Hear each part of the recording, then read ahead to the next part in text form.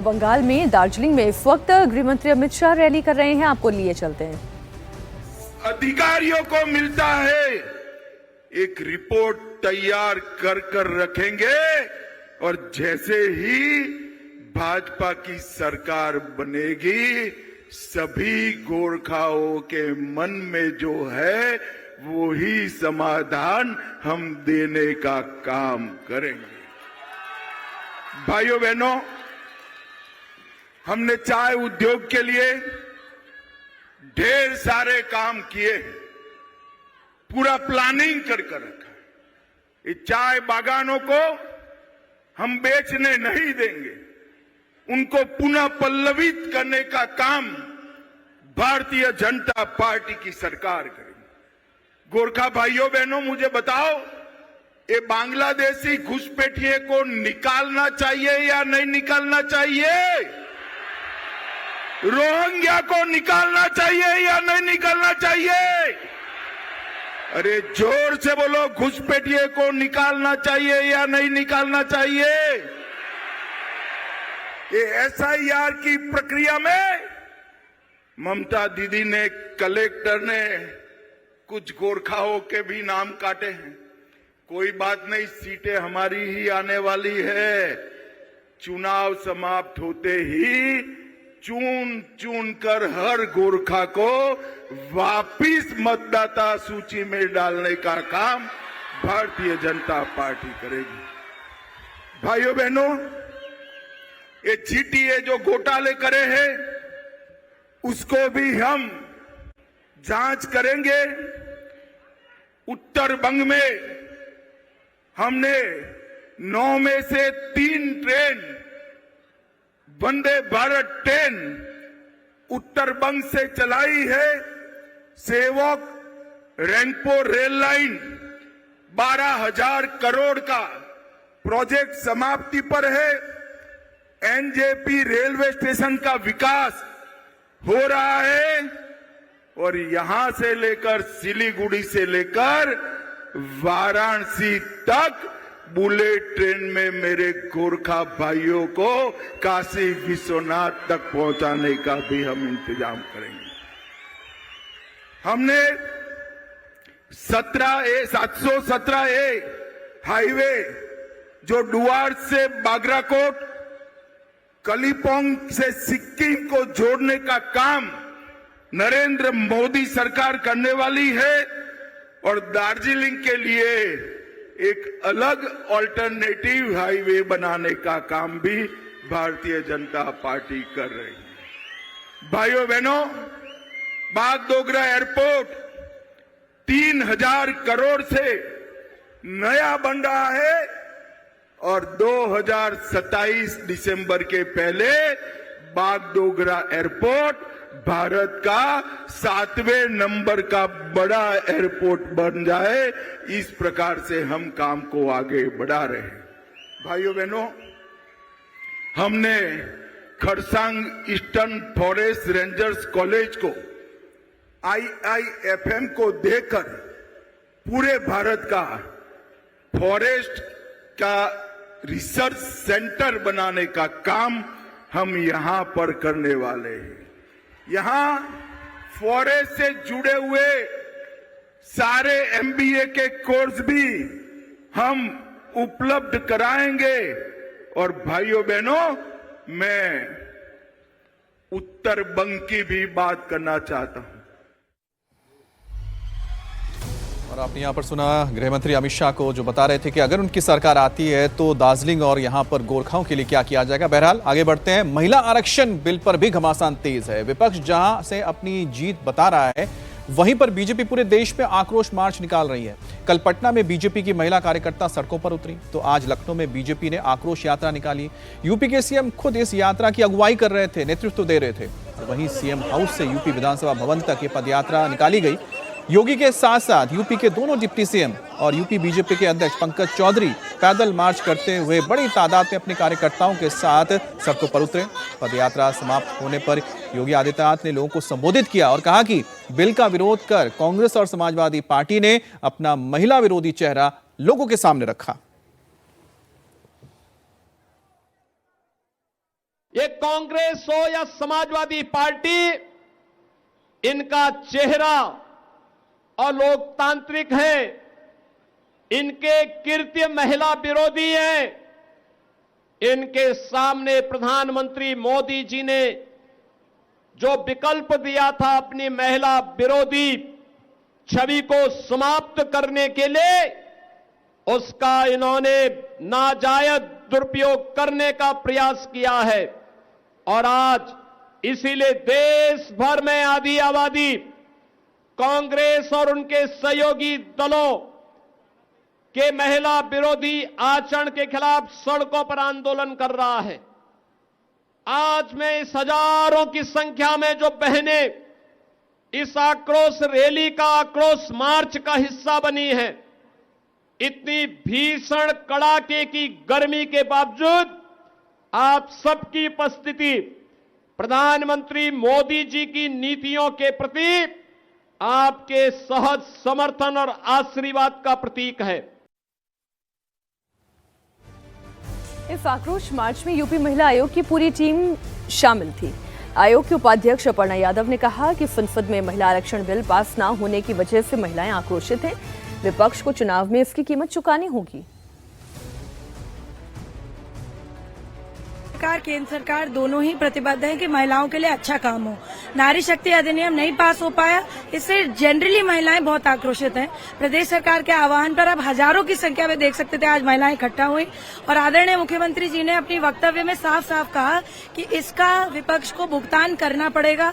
आदरणीय प्रधानमंत्री जी ने जब राष्ट्र उद्बोधन किया उसमें भी साफ तौर से कहा कि इसका भुगतान विपक्ष को डेफिनेटली देना पड़ेगा, क्योंकि नारी शक्ति अब समझ चुकी है कि विपक्ष का असली चेहरा क्या है। मान के चलें कि बीजेपी के साथ और इनका विरोध करेगी। बिल्कुल भेड़ की खाल में भेड़िए हैं ये लोग, और जिस तरह से पूरी नारी शक्ति बीजेपी के समर्थन में आज आई है, ये दिखाता है, परिलक्षित करता है कि आगे आने वाले चुनाव में भी बीजेपी के साथ ही महिलाएं खड़ी होंगी।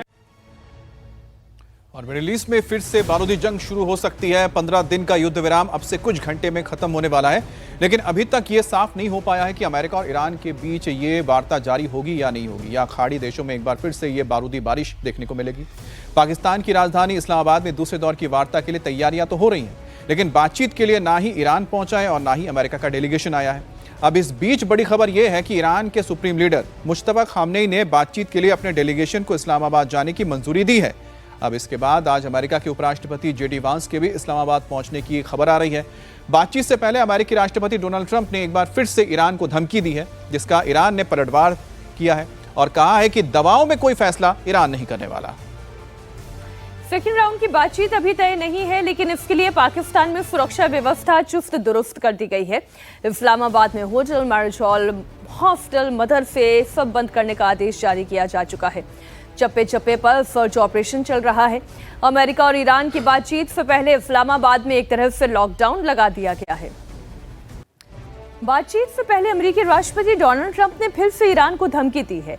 राष्ट्रपति डोनाल्ड ट्रंप ने कहा है कि सीज़फायर से पहले अगर कोई समझौता नहीं होता है तो युद्ध विराम को बढ़ाने की संभावना बहुत कम है। ट्रंप ने एक इंटरव्यू में कहा कि सीज़फायर वॉशिंगटन के समय के मुताबिक बुधवार शाम 8 बजे होगा खत्म। और रिपोर्ट के मुताबिक राष्ट्रपति ट्रंप ने यह भी कहा कि अगर उससे पहले कोई समझौता नहीं होता है तो फिर इसे आगे बढ़ाने की संभावना बहुत ही कम है। ट्रंप ने यह भी कहा कि अगर डील नहीं हुई तो ईरान को बहुत समस्या आएगी, उन पर बम बरसेंगे। अब ट्रंप ने एक और बड़ा दावा किया। ट्रंप ने कहा है कि हॉर्मुज की अमेरिकी नाकेबंदी के कारण ईरान अपने सैकड़ों शिप अमेरिका की तरफ भेजने को मजबूर हुआ है। ट्रंप ने अपने सोशल मीडिया पोस्ट पर कहा है कि ईरान ने तेल लेने के लिए शिप टेक्सास, लुसियाना और अलास्का की तरफ भेजा है। अमेरिका और ईरान के बीच हॉर्मुज को लेकर ठनी हुई है। ईरान अड़ा है कि जब तक अमेरिका नाकेबंदी खत्म नहीं करता है अमेरिका से बातचीत नहीं होगी। वहीं अमेरिका का कहना है कि जब ईरान हॉर्मुज को नहीं खोलता उसी नाकेबंदी जारी रहेगी। ट्रंप की धमकी पर ईरान ने भी पलटवार किया है। ईरान की नेशनल असेंबली के स्पीकर मोहम्मद गालिबफ ने सोशल मीडिया पर एक पोस्ट किया। उन्होंने कहा कि हम धमकियों के साए में वार्ता स्वीकार नहीं करते। चेतावनी भी दी। कहा कि पिछले 2 हफ्तों में ईरान ने युद्ध के मैदान में नए पत्ते खोलने की तैयारी कर ली है। ये पोस्ट ऐसे वक्त में आया है जब इस्लामाबाद में पूरी तैयारी हो चुकी है। गालिबफ ने अपने पोस्ट में लिखा कि ट्रंप ने घेराबंदी थोपकर और युद्ध विराम का उल्लंघन किया है और वो बातचीत की मेज को आत्मसमर्पण की मेज में तब्दील करने की कल्पना कर रहे हैं।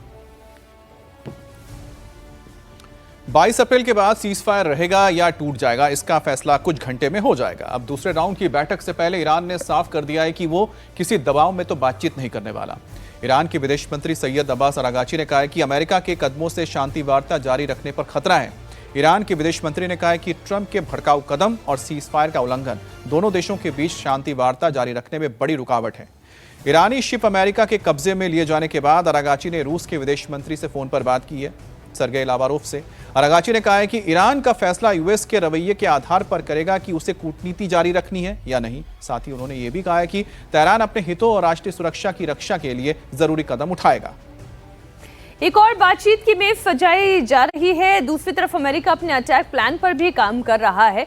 मिडिल ईस्ट और यूरोप के आसमान में अमेरिकी एयरफोर्स के C-17 ग्लोब मास्टर उड़ान भरते हुए नजर आए।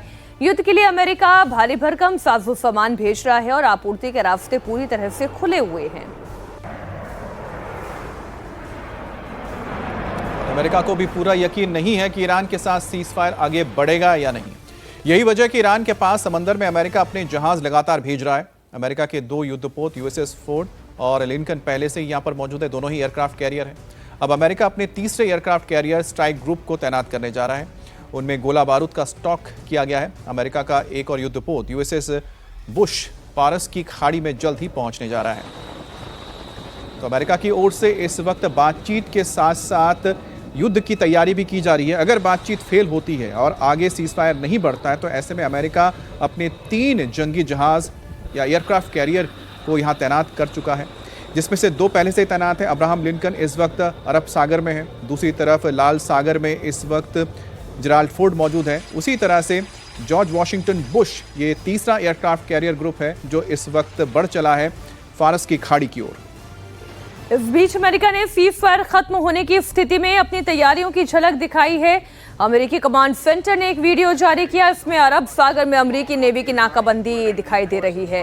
इस इलाके से गुजरने वाले कार्गो शिप को लौटने की चेतावनी दे रहे हैं। वहीं अमेरिकी नेवी ईरान के कार्गो शिप टॉस्का के पास अरब सागर में गश्त कर रही है और साथ जहाज के कंटेनर कार्गो की तलाशी भी ली जा रही है। अमेरिकी नौसैनिकों ने जहाज पर चढ़कर उसे जब्त किया था। जब से ईरानी बंदरगाहों और तटीय इलाकों में आने जाने वाले जहाजों पर नाकाबंदी हुई है, तब से अमेरिकी फोर्स ने 27 जहाजों को वापस लौटने का आदेश दिया है। United States warship 115. You are entering the area of a military blockade. This blockade of Iranian ports will be enforced and applies to all vessels regardless of flag. Any vessel that further intends to enter or exit an Iranian port will be subject to the right of visit and search in accordance with international law. If you attempt to run the blockade, we will compel compliance with force. Over. United States warship 115. You are entering the area of a military blockade. This blockade of Iranian ports will be enforced and applies to all.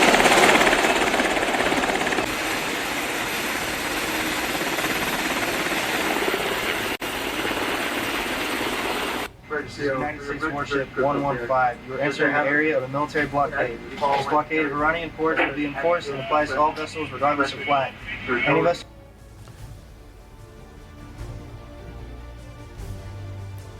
तो Trump ने नई धमकी दी है कि अगर ceasefire की अवधि खत्म होने से पहले डील नहीं हुई तो इस सीजफायर को आगे बढ़ाने का कोई मतलब नहीं रह जाएगा और फिर अमेरिका जो ईरान पर हमला करेगा वो ईरान याद रखेगा। और खबर नेपाल से है, जहां पर एक नया बवाल छिड़ गया है। नेपाल की बालेन शाह सरकार को बने हुए अभी कुछ ही दिन हुए हैं और सरकार एक और फैसले को लेकर विवादों में घिर गई है। बालेन शाह सरकार का एक फैसला काफी विरोध झेल रहा है। बालेन सरकार ने भारत से लाए जाने वाले 100 नेपाली रुपए से अधिक कीमत के सामान पर कस्टम ड्यूटी लागू कर दी है।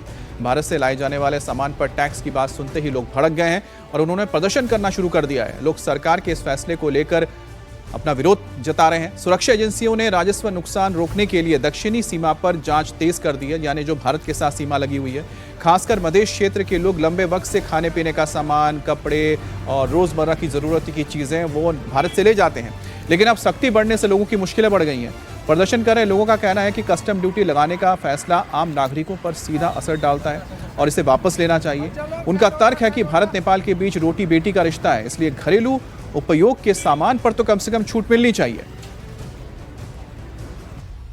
सदियों से हम लोग का एक विशेष संबंध है नेपाल और भारत के बीच। जो विपन्न लोग हैं, यहाँ के जनता है, वो अपने रोजमर्रा की चीजें भारत से थोड़ा बहुत अपने पैसे खर्च करके लाते हैं। नेपाल सरकार ने जो अभी हाल में निर्णय लिया है कि 100 रुपया से ज्यादा यदि आप कोई सामान लेते हैं भारत से तो उसका कर लगेगा, उसका टैक्स लगेगा। अब हमको कहिए 100 रुपया का मतलब होता है करीब करीब 60 रुपया भारू आईसी। 60 रुपया में आजकल क्या मिलेगा। इस बीच बड़ी खबर है, नेपाल पहुंचे जगतगुरु रामभद्राचार्य ने सीतामढ़ी में रामकथा के दौरान नेपाल के प्रधानमंत्री बालेन्द्र शाह की नीतियों की आलोचना की। रामभद्राचार्य ने नेपाल द्वारा सीमा पर बढ़ाई गई सख्ती को भारत विरोधी मानसिकता से प्रेरित बताया। कहा, भारत के प्रति बालेन्द्र शाह की दृष्टि अच्छी नहीं है, हिंदुत्व के प्रति उनका प्रेम नहीं है, जमकर धर्मांतरण हो रहा है, राजनीति में अभी उन्हें कोई अनुभव भी नहीं है। उन्होंने दो टूक चेतावनी दी कि यदि नेपाल ने अपना रवैया नहीं बदला तो दोनों देशों के सदियों पुराने बेटी रोटी के संबंधों पे गहरा संकट आ सकता है। बालेन्द्र जी के रवैये से तो बड़ा कष्ट हो रहा है। कैसा कष्ट हो रहा है? उनको भारत के प्रति न जाने को उनकी दृष्टि अच्छी नहीं है, और दूसरी बात ये हिंदुत्व के प्रति उनको प्रेम नहीं है। मैं खुल कर कह रहा हूँ, उनको क्या करना चाहिए? उनको हिंदुत्व के प्रति आकर्षण होना चाहिए। यहाँ धर्मांतरण भी बहुत हो रहा है, बहुत अधिक धर्मांतरण नेपाल में हो रहा है, पर बालेन्द्र जी को समझाए कौन? उनको कौन सा, अभी युवक है वो, अभी राजनीति का बहुत अनुभव नहीं है, गांभीर्य नहीं है। भारत के प्रति उनका रवैया अच्छा होना चाहिए।